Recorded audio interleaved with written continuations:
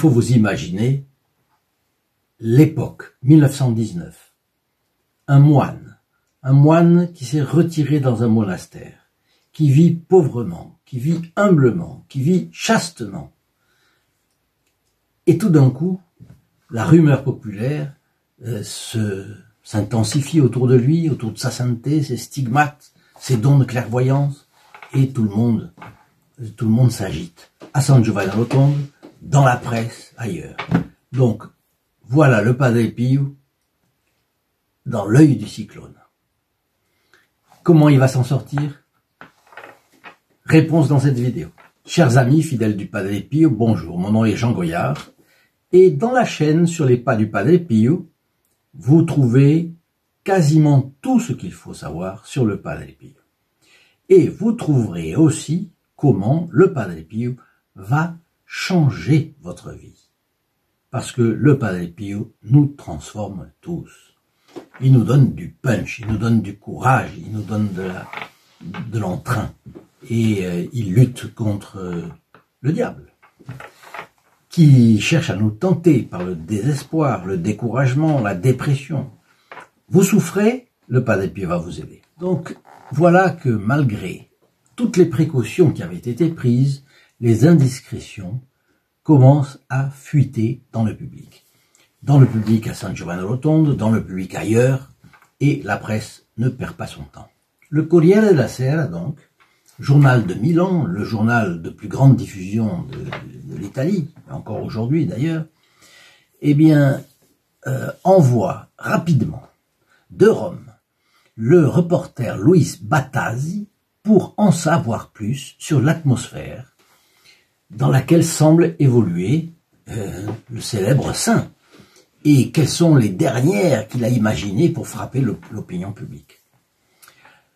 Ce serait sans doute sensationnel, puisque l'Église avait pris des mesures aussi rigoureuses pour encadrer ce moine. Bon, quel scoop s'il découvrait quelque chose, n'est-ce pas? Alors, comment les choses vont se passer? Eh bien, lorsque le reporter Luis Battasi arrive à San Giovanni Rotondo et qu'il peut observer cette foule silencieuse s'entasser aux abords de l'église d'abord, et puis se presser calmement pendant des heures autour du confessionnal du Padre Pio, quand il voit la queue des voitures arriver de toute l'Italie et de l'étranger, eh bien, il commence à se poser des questions. Était-ce vraiment un imposteur, un séducteur des foules, un opportuniste, comme on le racontait partout? Il regarde, il observe, et puis il pense, quel mal y avait-il là-dedans? Quel danger pour l'ordre public? Puisque tout se passe dans un climat de paix, de silence et de prière, sans aucun indice de fanatisme. Enfin, en tout cas, ce reporter était à l'époque encore des gens qui réfléchissaient. Et il réfléchit et il se dit, mais après tout, c'est pas ce que j'ai vu dans mon imagination, c'est pas ce qu'on raconte à Rome, c'est pas, etc.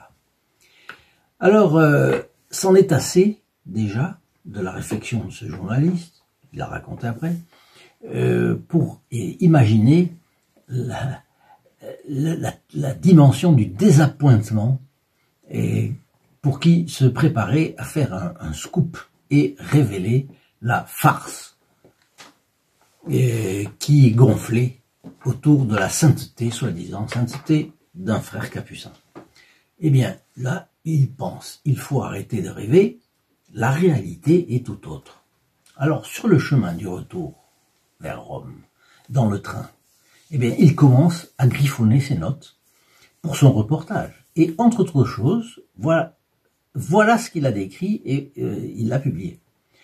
Le Padre Pio de Pietrelcina est très différent du portrait qu'on vend de lui par ici et qui est scellé, qu'on le dirait, imprimé par le diable.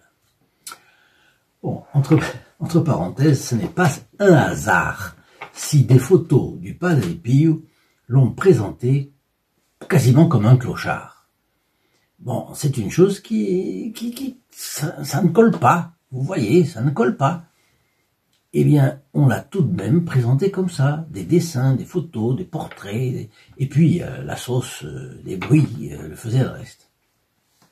Le diable fait beaucoup de choses dans la tête des gens. On ne se rend pas compte, on ne le voit pas, le diable. Mais il travaille.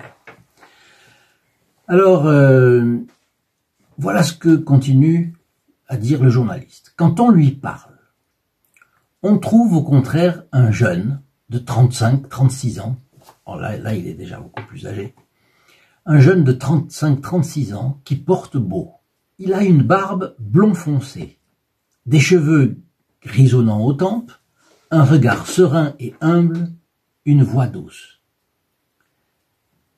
Une voix qui descend au fond de l'âme de l'interlocuteur et que celui-ci n'oublie plus.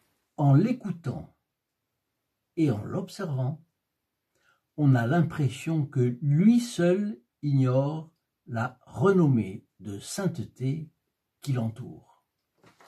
Eh bien, chers amis, pour en savoir plus sur le Padre Pio, je vous retrouve dans une autre vidéo. C'est ici. Ici en bas, ce sera la bénédiction. Mais ici, à tout de suite. Au revoir.